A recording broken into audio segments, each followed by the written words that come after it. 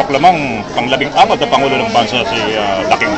Hindi na pwede yun sa palagay ko dahil yung mga ibang ang setup ng Kongreso bro, yung mga nagproklamo yung at that time, tama.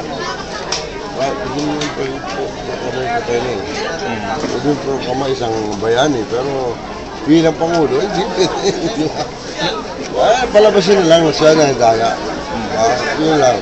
Yan. Sa pinakamatinding parang kayo magkapatid, mas masahol pa sa tunay na magkapatid yung taringan niya ni Ran nung nabubuhay pa siya. Itong taon na yun, parang nararamdaman niyo bang, buhay pa rin siya? Siyempre, hindi natin makakalimutan.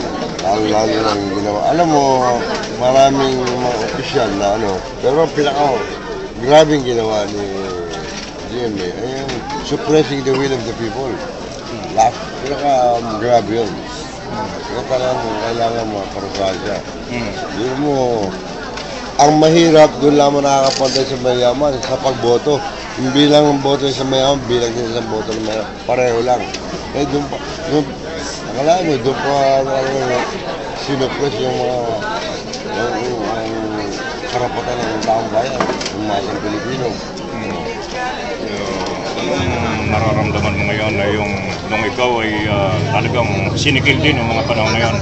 Doon sa pinagkulungan sa iyo sa veterans, mukhang doon din napunta yung pinaganda pa nga yung kay GMA. Maswerte siya. Hindi naman ako lagay sa veterans, kinulong muna ako sa Carson. Isang linggo, tapos nilipat pa ako sa Santa Rosa. Parang military concentration camp. Nakabawang ba ko. Alas 10 pa lang, wala na ilaw. Siya, maswerte pa si GM. Pinakay pa nga kami stangke.